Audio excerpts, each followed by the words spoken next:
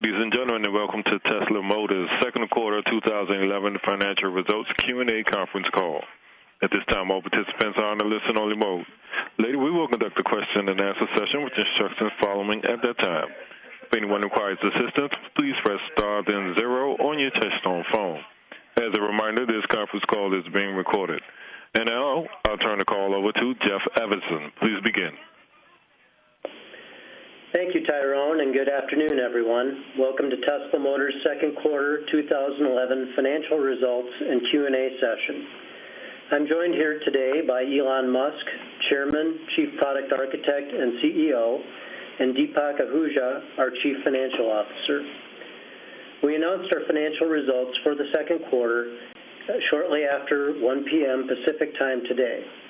The shareholder letter and the Q2 financial results and the webcast of this Q&A session are all available at the company's investor relations website at ir.teslamotors.com. We've made some effort in this letter to answer some of your questions up front, but starting our new practice this quarter, this call will consist of some brief remarks by Elon, followed by time for your questions and our answers. We will conduct the Q&A live, so please log in now if you wish to ask a question by pressing star, then 1. During the course of this call, we may discuss our business outlook and make other forward-looking statements. Such statements are only predictions based on management's current expectations. Actual events or results could differ materially from those predictions due to a number of risks and uncertainties, including those discussed in the risk factors section of our most recent Form S-1 registration statement filed on June 2, 2011 with the SEC. In addition, any forward-looking statements represent our views only as of today and should not be relied upon as representing our views as of any subsequent date. We specifically disclaim any obligation to update these forward-looking statements. And now let me pass the call to Elon.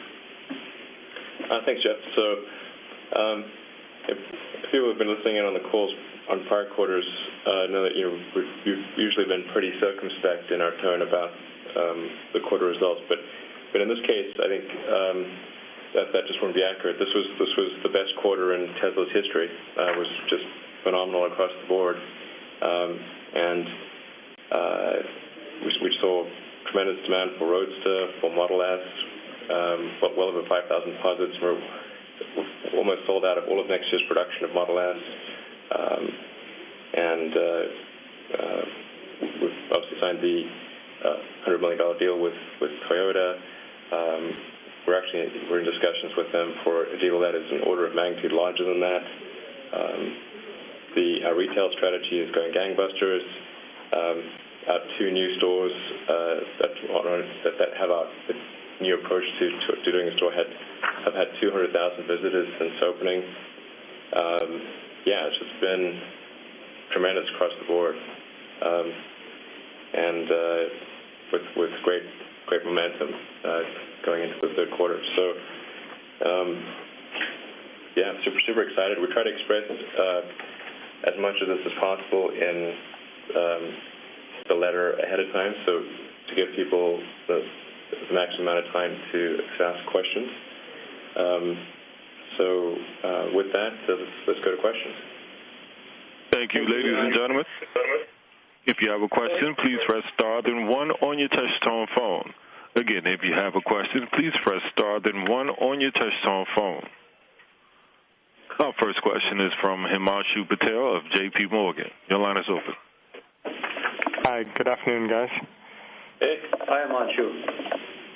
Couple questions. I noticed the margins on the development services business had gotten down to 52%. It looks like that's about maybe 20 points or so below where it was in the recent quarter, and then margins on the automotive revenue were actually a few points higher than where they were. Can you just give a little bit of color behind how we should think about those 2 forecasts going forward?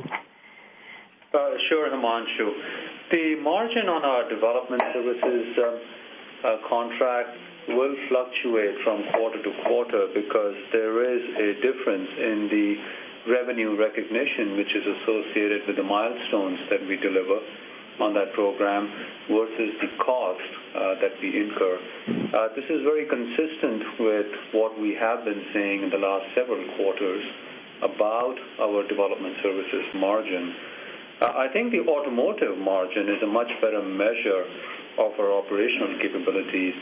As you correctly pointed out, sequentially, our automotive margin has improved from 20% in Q1 to 22% as we have continued to improve the ASPs on the Roadster and our ongoing cost reductions that we've achieved.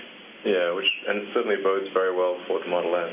A target of at least 25% margins in the Model S. Right. Mm-hmm. Okay. And then, Elon, I guess a bigger question on Toyota. You alluded to, some additional business beyond the $100 million contract with Toyota.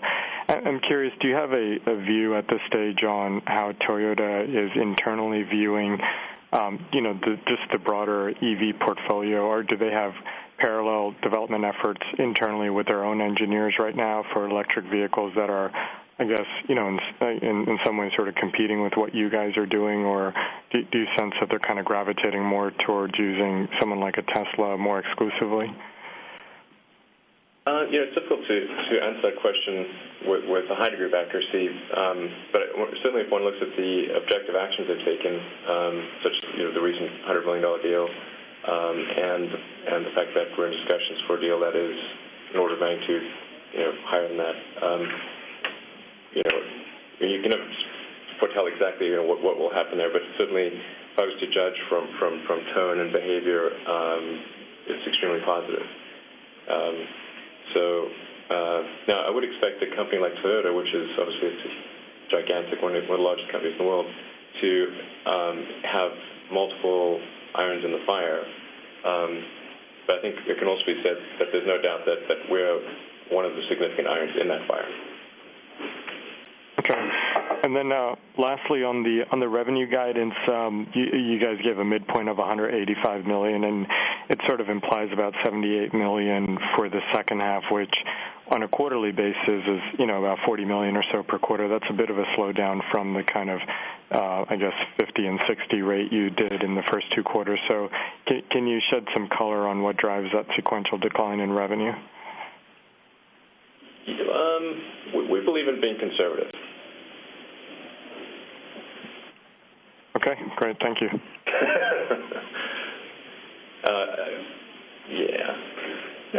Thank you. Our next question is from Andrea James of Doherty & Company. Your line is open. Sure. Did you want to elaborate on that last question a little bit? It sounded like you did. Maybe not. I'd like to elaborate on it. I'm being cautioned that I shouldn't. Just say, predictions for the remainder of the year are conservative. I'm optimistic that we will exceed them. Okay, thank you. I have three questions. First, regarding the retail store concept, are you seeing a correlation between foot traffic and reservations? And I guess to the extent that you can measure it, how much of the acceleration in reservations has to do with the store openings, and how much of it has to do with the simple fact that we're getting closer to 2012? It's pretty hard to separate those two things, but I can say that both having a significant effect, and we are seeing proportionately higher reservations from the stores with greater foot traffic. But it's, like I said, it's difficult to separate those two things.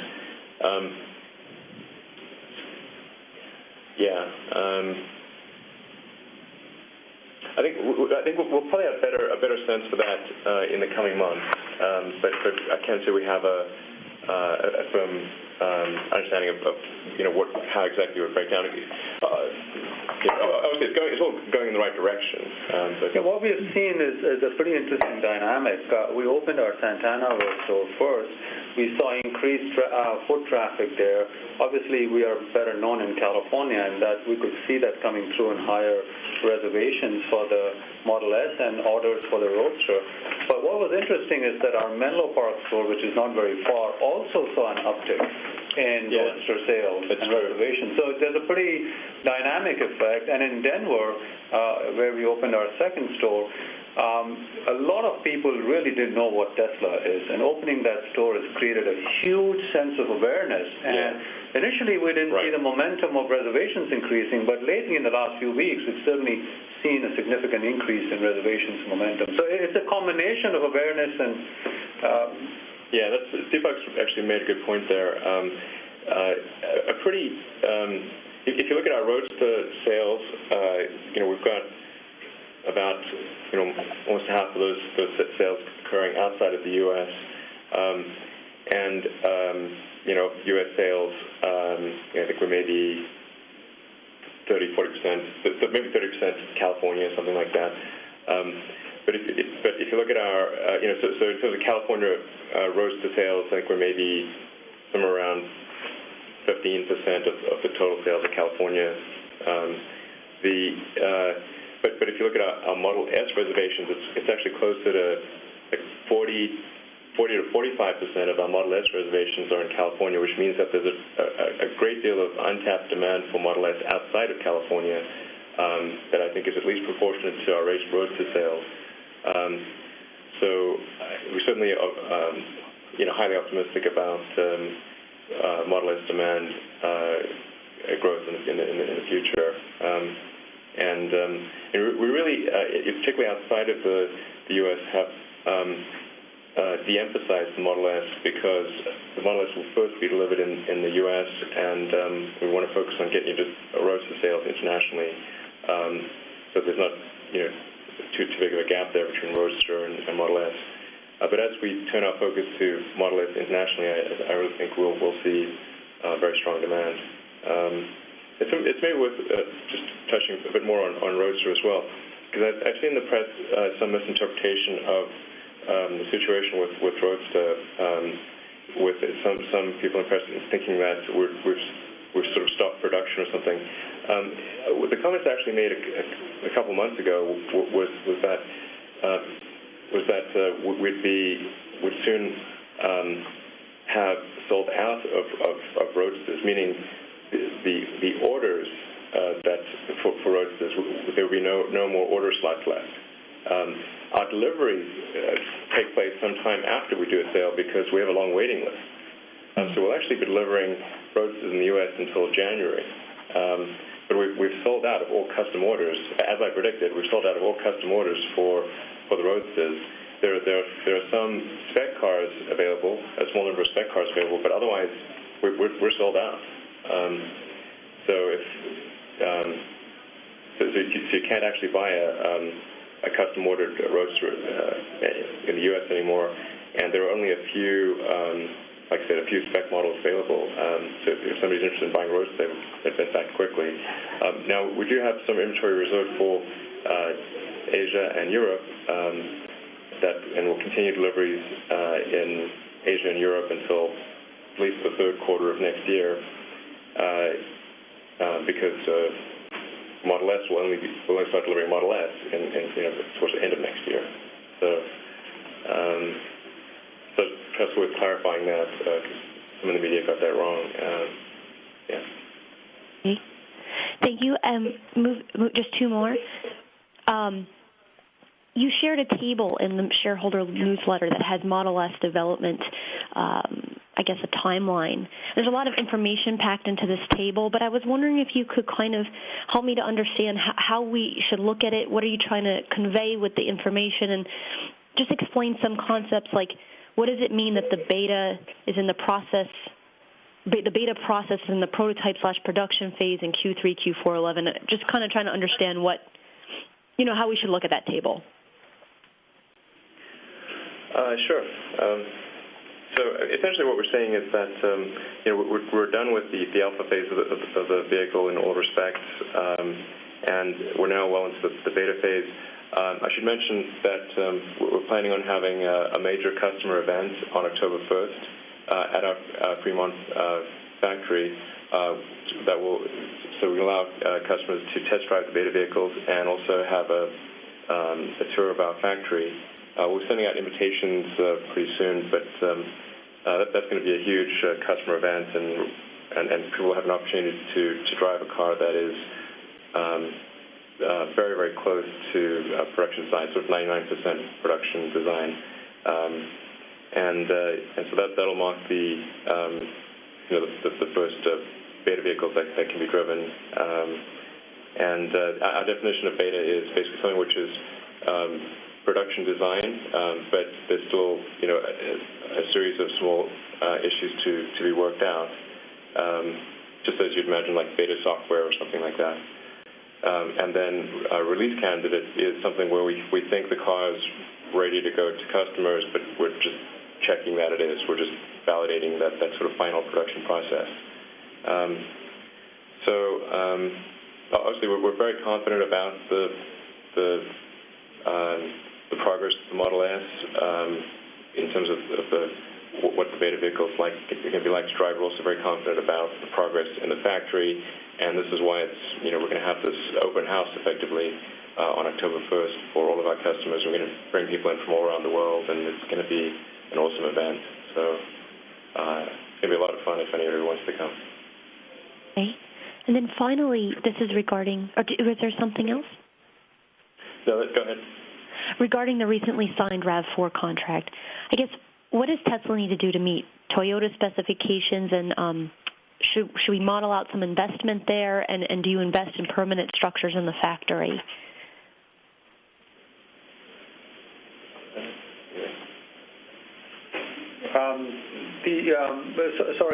What was the first part of your question again? Regarding the RAV4 contract, what sort of investments do you need to make to meet their specifications? And does it become a permanent part of the factory, or what happens there? There is a lot of synergy in the powertrain that we will provide to Toyota and the Model S. So this is a great way for us to really make the most efficient use of our capital resources by developing a common factory and common processes. Of course, there are certain tools that will be very unique for the shape and the size of the battery pack, as an example, that we would have in the RAV4.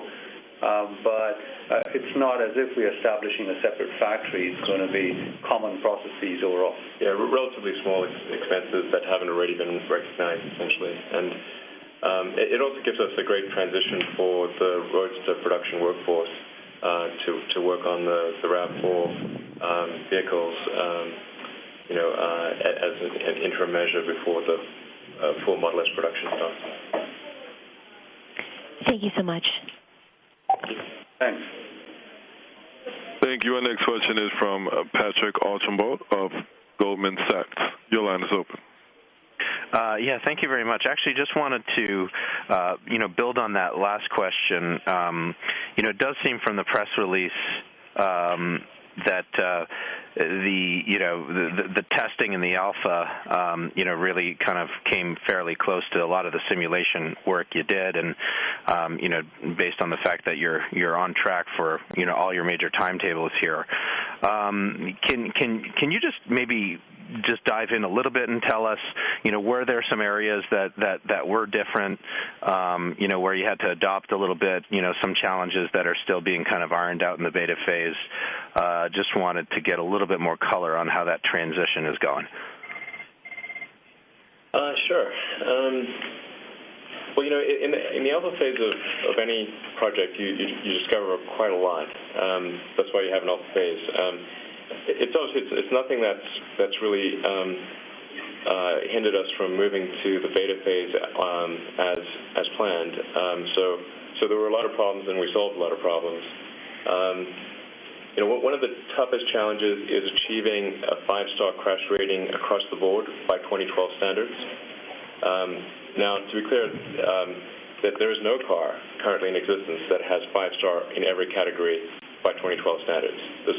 These standards have risen quite a bit, but that's our target, and we got very close in the alpha, and I think we're going to get there in either the early beta phase or at minimum by the sort of mid to late beta phase. So that's and the challenge there is you want a car that's extraordinarily safe. I mean, our goal is to make this the safest car in the world, bar none. Not the safest electric car, the safest car.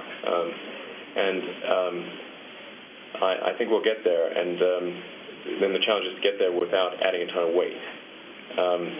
And the only way you can do that is by having a very sophisticated aluminum body and chassis, which is what we've got, and using the most advanced techniques from the automotive business, also applying a few ideas from the rocket business.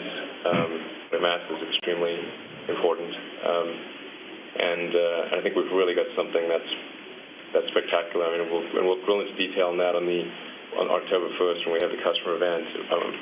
Actually planning on doing quite a detailed presentation on crash safety, just to educate people exactly what goes into crash safety, how do you simulate it, how do you solve the problem, what makes something good or bad.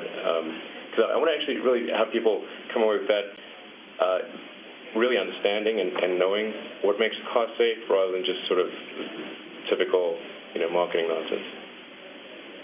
Gotcha. And I take it like the biggest piece there is the side impact requirement, right? Well, there's multiple types of side impact. There's multiple types of front impact, and then there's also rear impact and roof crush. And are those all new? I thought it was the side impact that was new, but I might be simplifying things. In terms of what's new by 2012 standards. Yes. By 2012 standards, the roof crush requirement has increased dramatically, and side impact. So those are the two biggest changes. Gotcha. Okay. And actually, just on that note, one of the things that's very differentiated, right, is your choice of an aluminum body. I see you had some discussion of the Schuler press that you guys have installed there. Clearly, I think you guys would be the only aluminum-based body in the U.S., if I'm correct. How's that process going? What are some of the challenges with that? You're correct. We would be the only aluminum car in the country, made in the United States. Of course, there are many other aluminum structures made in the United States, including planes and rockets, and familiar with the rocket side of things. We've really brought in expertise from all around the world on shaping of aluminum, and I think we're going to, feel reasonably confident saying that this is going to be the most advanced body and chassis in the world, and I'd stack it up against anything. And as far as it is more challenging to shape and bond aluminum than steel, but we've really gone through most of those issues in the alpha phase, and then with the beta vehicles, we're getting to very tight tolerances. I think it's very important to build a car to very precise measurements, to have good gaps and tight door clearances, and we're really building to a very exacting standard. The challenge I have for the manufacturing team is I want to use this car as a yardstick. That's how accurate it needs to be. So, but I don't see any issues in achieving that goal. Great. And one last quick one, if I may, maybe more for Deepak, the Capex, increased Capex guidance. Is that more of a timing issue? Is that kind of pulling forward money you were expecting to spend anyways, or is that just kind of an increase in the overall amount of investment required to execute? It's a mixture of several items. Timing is an aspect of it, but it's also we're making some additional strategic investments on the Model S to improve cost and quality in some of our shops. It also includes some investments for Model X, since we're beginning to kick that off, and some additional strategic work that we're doing. Yeah, and I think we've mentioned this before, but the plan is to have an unveiling of the Model X prototype at the end of this year, so probably in the mid-December time frame. So we'll get a real good sense for that, and it's going to be a super exciting vehicle. I should mention that thus far we've been very open about the projects that we've been working on, such as the Model S, Model X, mostly Roadster, and the powertrain deals and so on. We're going to transition to something where not every project is talked about. So that there are going to be some projects that, for proprietary reasons, we want to keep silent about until the timing is right to unveil them. And so that there are a couple of those going on that I think are going to be very exciting when people learn about them. But we don't want to talk about them publicly. Great. Thank you very much. Thanks, Beth. Thank you. Our next question is from Dan Galves of Deutsche Bank. Your line is open. Good afternoon. So I wanted to ask a little bit about the Model X. Thanks for the detail on start of production of that vehicle and volumes. Could you give us a sense of in terms of the overall product development process for that vehicle versus the Model S? How long would you say, or I guess considering that you're leveraging the Model S platform, is the product development process much quicker on the X than the S has been? Yeah, definitely. It's much lower Capex and a much quicker development process because we're really keeping the fundamental, the powertrain and the chassis, the electronic components, the 17-inch touchscreen, instrument panel. These things are all common between the cars, and it's kind of just the upper body that changes.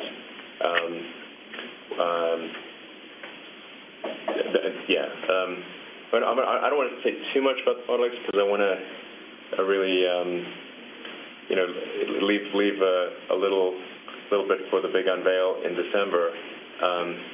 So there are some pretty exciting things about the Model X that I think are going to be super cool. But I don't want to say too much at this point.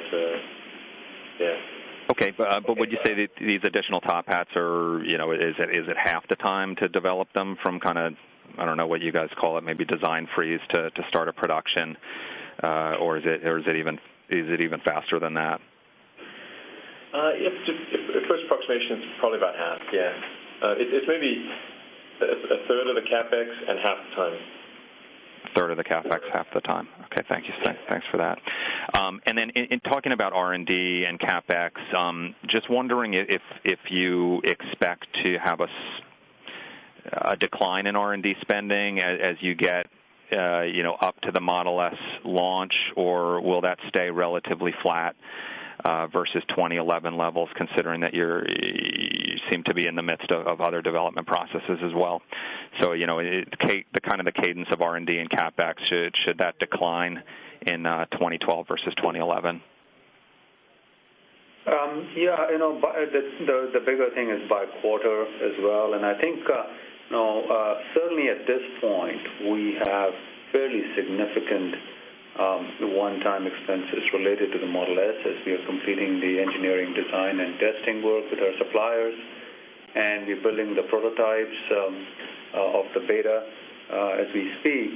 And in addition, we have almost 150 people in our manufacturing facility which are continuing to show up in R&D expenses, and they will move up into cost of goods sold once we go into the production phase of Model S. So there will be some substantial reductions there on Model S-related R&D in our manufacturing facility.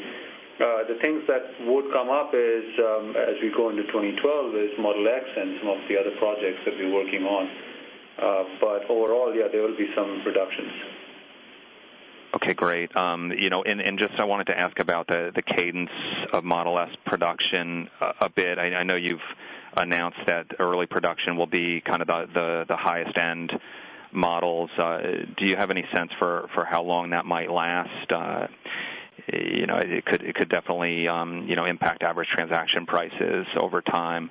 Out of the 5,000 vehicles you expect to produce in 2012, will those all be the highest end models? Well, we plan to start with, as we have announced, the 300-mile range Model S, and it'll be the Signature Series initially, which will be fully optioned. So certainly they'll have higher ASPs, but I guess you had a couple of different pieces in your question. Perhaps you can ask Dan, what was your first part again on that?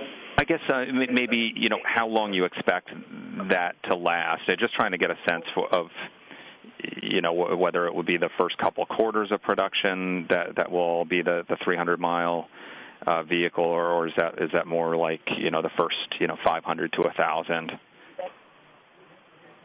Well, we've indicated that before year-end we would have the 230-mile in 2012. We will have the 230-mile range per hour. Yeah, well, I mean, the Signature Series, which is the first 1,000, will be the 300-mile range only, because it's kind of like the fully loaded vehicle. And then thereafter, people will have the option of the 300 or the 230-mile. And then at the very end of next year, sort of probably in December, is when we'll start mixing in some of the 160-mile. It's difficult to predict in advance how many people are going to pick 300 versus 230, but it could be half and half, could be one-third, two-thirds. It's difficult to predict in advance. We don't have an indication of that yet because we've not insisted that people pick one or the other yet. Right. Okay, that's very helpful. Maybe just one more. Looking at, you're probably getting a pretty good sense of how your suppliers are performing. As the beta phase comes to a start, are you having any issues with suppliers, or are you more worried about your suppliers or your own capability in terms of making sure to be on time with the Model S?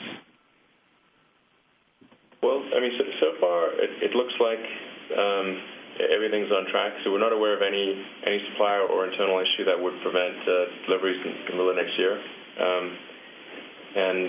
We're certainly staying on top of that, making sure that we have a strong supply quality engineering team that's out there verifying the facts on the ground with suppliers, not just sort of taking their word for it.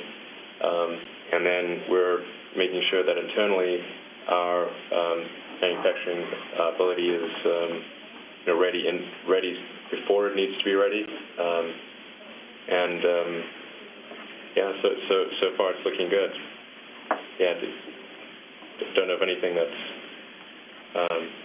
going to cause an issue. It sounds great. Thanks a lot.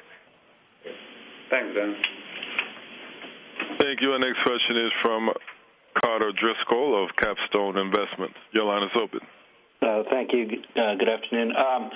My question really stems around, obviously, the Model S. You've had good growth in the reservations, ramping nicely, and obviously, given your stated intentions for your second-half production levels in 2012, you're fully booked for that production level. Help me understand what the limiting factors are. Let's say you had a continued ramp between now and you're on target production in the second half of 2012, and let's say you reached, 15,000 reservations. Why wouldn't you produce those 15,000 in the second half of the year? Maybe you could help me and discuss maybe some of those limiting factors, early production runs, trying to figure out some of the bugs, things of that nature. Well, the nature of a manufacturing line is it's sort of like it's like spinning up a wheel. You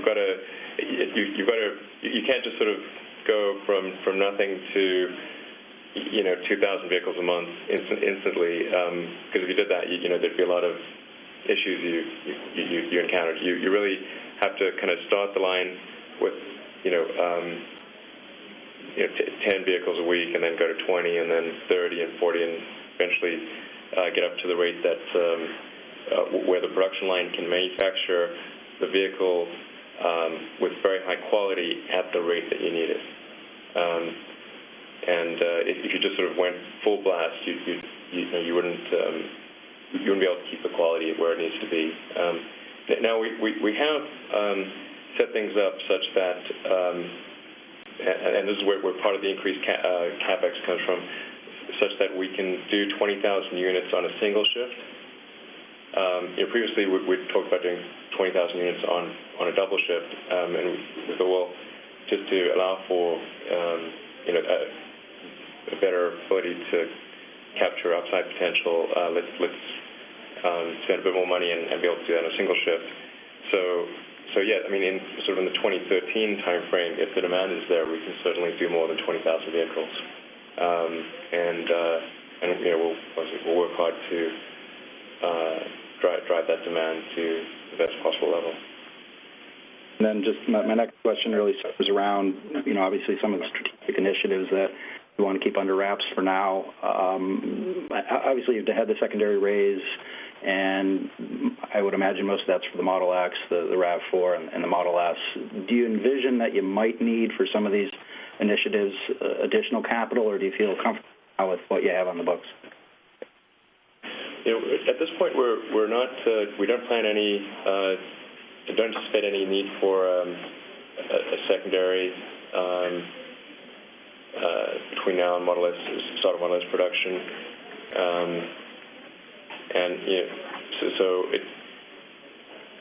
We'll have to see how things develop. I mean, if there's if we see a significant opportunity and it seems as though it's worth the dilution to pursue that opportunity, then we would go to market. But we don't currently see the need to do that. It's way too early to tell. Till we have fully evaluated the projects and looked at the full-scale implementation and make sure these projects make financial sense. We won't obviously commit and go to that extent of raising external funding. Does that answer your question? Yes. No. Thank you very much. Thank you. Our next question is from Eric Olbetter of Pacific Crest. Your line is open. Hi, this is Eric Leeper in for Eric Olbetter today. My question was on SG&A. Obviously, good cost control over the last several quarters. I was wondering if you could fill us in on your expectations for that going forward, and kind of how it relates to opening new stores and bringing on new staff as you ramp production here. Sure. Yeah, you're absolutely right, Eric, that as we do add more stores in significant numbers next year and in 2013, we will see corresponding increases in SG&A. It was good to see that despite adding 2 stores this quarter, our SG&A was relatively flat.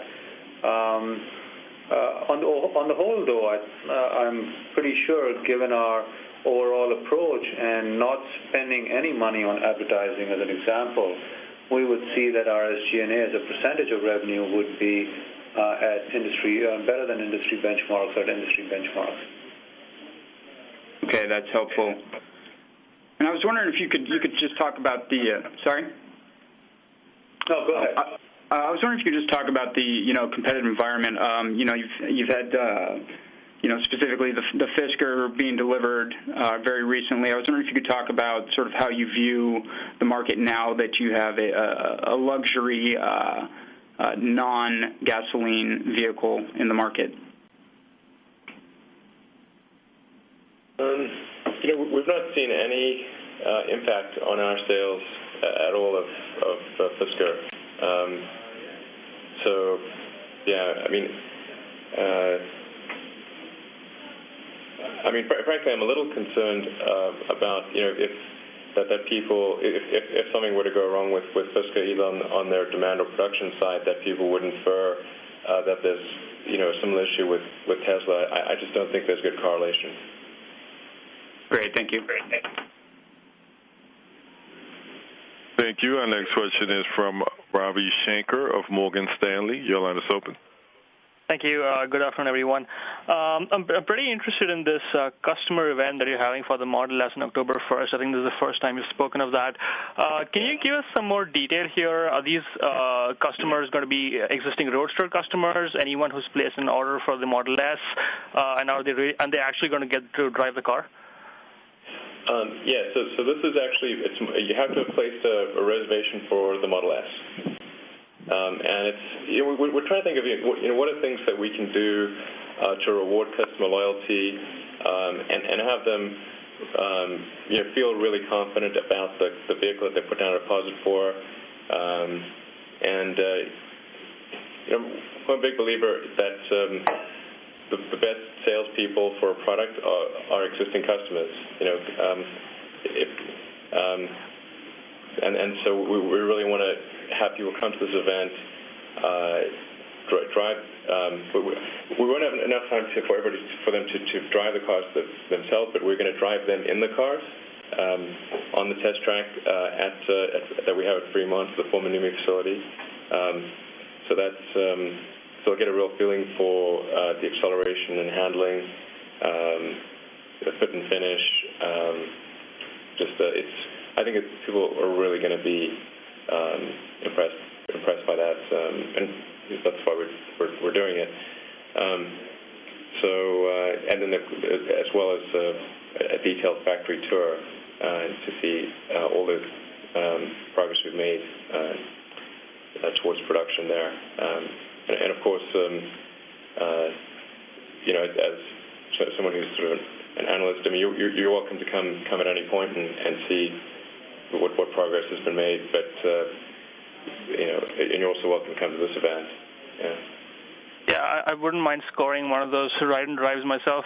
And related to that, when do you think the automotive media gets to ride or drive in the car then? I think we'll have some of the automotive media do that on October 1st. Now it's not a full production, so we're to be cautious that people aren't necessarily evaluating. People need to be evaluating a beta product as a beta product, but we expect to have some fairly significant automotive press activity at the event. Started. And since you said fit and finish, I'm assuming that these prototypes would be much farther along than the current alphas and even the betas that we're seeing currently undergoing testing. Yes. Well, just to clarify, what we are testing right now are the alphas. They were fully built, as our schedule said, by Q2, and these will be the first of the beta builds that we do. Yeah, the alphas are, the alphas you're testing sort of fundamental functionality as opposed to, tolerances of the interior, leather and metal trim and that kind of thing. And just a final point on this, it seems like there's been a bit of a step up in the profile of the Model S lately. I've seen it on the front page of a couple of automotive websites and magazines, just the videos that you guys have been putting out. Also, I believe a couple of people have cited Model S prototypes at some malls around the country, and now you're having this event. It seems like a pretty significant step up when you're probably, 9 months at least out from the launch of the vehicle. Is this something you had planned all along, or is this potentially telegraphing that you have room to bring the launch schedule up a little bit? Yeah, we're keeping our prediction for deliveries, middle of next year, and we feel confident of being able to meet that goal. But as far as the Model S attention, certainly within the U.S., since we're have basically sold out of custom ordered Roadsters and only have a few Roadsters in the showrooms to sell, it makes sense for us to shift our focus domestically to the Model S, and that's what we've been doing, and that's going to increase with each passing month. But this is for the U.S., and then internationally we'll start shifting that focus, more in the middle of next year. Very good. Thanks very much. Thank you. Thank you. Our next question is from John Licata of Blue Phoenix. Your line is open. Hi, this question is for Elon. Elon, first, thank you for being a visionary at this time in the nation's history. I think the country could certainly use more people like you trying to challenge limits, so thanks for that. I just was curious, a couple of quick questions. What do you think is one of the most important lessons you took from selling the Roadster that makes you confident that you can actually meet or possibly exceed 20,000 sales for the S next year?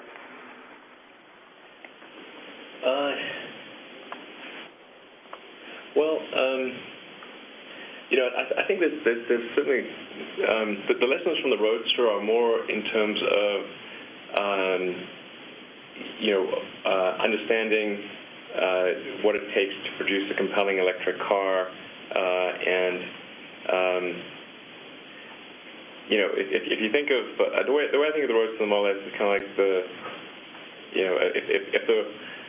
if the Roadster is kind of like at the Apple One, then the Roadster is kind of like Apple One, the Model S is a bit like sort of the Apple II, and it makes a huge difference to lower the price. Basically, car sales increase exponentially as you lower the price. So having a vehicle that has a starting price half that of the Roadster is a huge increase in the number of people that can afford to buy the car, and then you consider the increased functionality of the vehicle being 5 adults, 2 kids, up to 7 people, more cargo space than any other sedan, and just great ride and handling. We're aiming to make it the safest car in the world. These are all things that really amplify demand. So I think we'll be. I think 20,000 units a year is a very achievable number for the Model S. The Roadster has also enabled us to fine-tune our retail strategy, understand how we can sell electric cars effectively. And we have sold Roadsters now in over 30 countries globally. Small numbers overall, but still it's really taught us how to sell cars globally. And it set the stage for us to sell 20,000 Model S's per our projection globally. And I guess to that point, though, because I guess what we're seeing in the industry is there's still a huge need for education, and it's great that the retail stores, hopefully that does help in that regard, and you're being, I guess, one of the front runners in kind of implementing that sort of strategy, which is great, but still there's a lot of consumers that aren't willing to embrace this, that there's still so much of a disconnect between the OEMs and, like yourself, and the utility companies. And I guess my question is, how do we bridge that gap? How does education get down to the consumer level to have the confidence to completely forget about any sort of anxiety related to miles per charge? I think we're making good strides in with the range concern with Model S. Having that option to have up to a 300-mile range vehicle, sort of a roughly 45-minute charge time from a 10 to 90% state of charge, and then enabling the pack to be swapped out in under a minute. And then that's not bad for going to essentially the second generation of vehicles.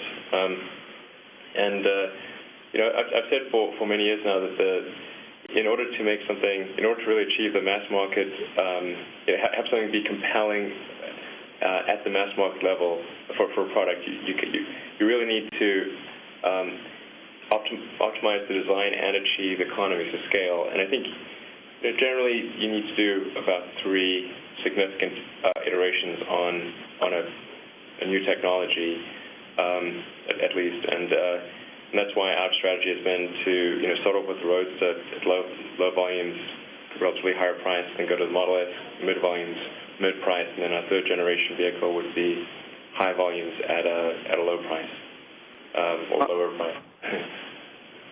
Well, I guess my last question would be, I was just curious, you briefly touched on competition, and I think Fisker, as well as probably anyone else that has problems in the industry, gives a growing industry a bad name. But I guess we don't have a national standard with charging, and I was wondering if you could just give us your thoughts on what you see we need to see from the government to have a national standard put in place, so maybe that actually welcomes consumers about not worrying about the new technology coming so quickly. Sure. Well, there's an SAE charging standard, which is not bad. I mean, it could use some refinement, and there are sort of additional SAE charging standards that are coming out. But I think it's actually going to be okay. I think the issue is really going to be one of production limitations rather than demand limitations.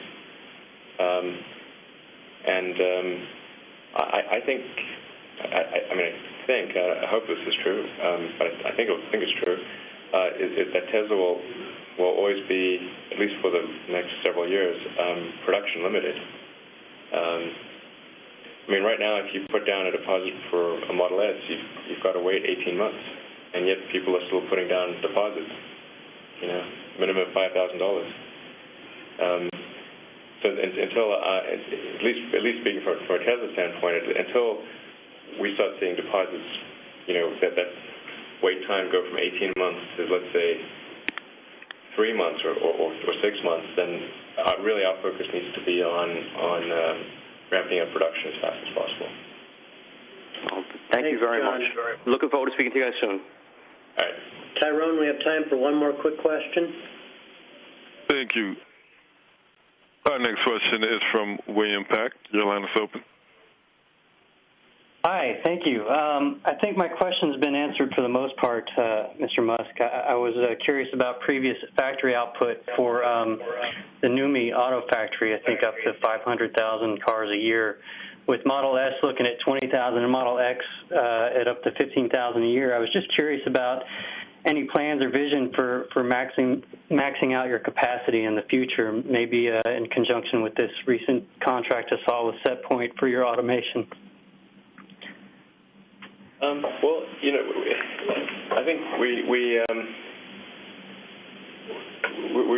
certainly hope at some point in the future to use the full capacity of the NUMMI factory at 500,000 vehicles a year, and that's when we're going to work towards that as fast as we reasonably can, but without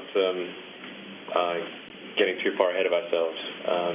We don't want to bite off more than we can chew at any given point in time, and so we're trying to sort of make the sensible things, but we want to come out with a new product every year, and so there'll be Model S obviously next year, Model X the year thereafter, and another vehicle the year after that, another vehicle the year after that, and try to get to that full capacity as soon as we reasonably can, but making intelligent use of the capital we have on hand. So we'd like to be able to use the free cash flow from existing sales of, say, Model S and Model X to sort of then leap up to the next level without having to go through a significant dilutive event. That's our strategy. It's sort of what I think makes sense for us to do. So we're going to try to execute. Thank you very much for your time. Yes. Thank you. Tyrone, I've got some quick closing remarks. So thank you, everyone, for joining us today. We look forward to seeing many of you even as soon as next week. Next Monday, we'll be at Pacific Crest's Emerging Technology Summit in Vail. Or on Wednesday, we'll be at J.P. Morgan's Automotive Conference in Detroit. So thank you for your time and interest in Tesla. Have a great day. Ladies and gentlemen, thank you for your participation in today's conference. This concludes the program. You may now disconnect. Have a wonderful day.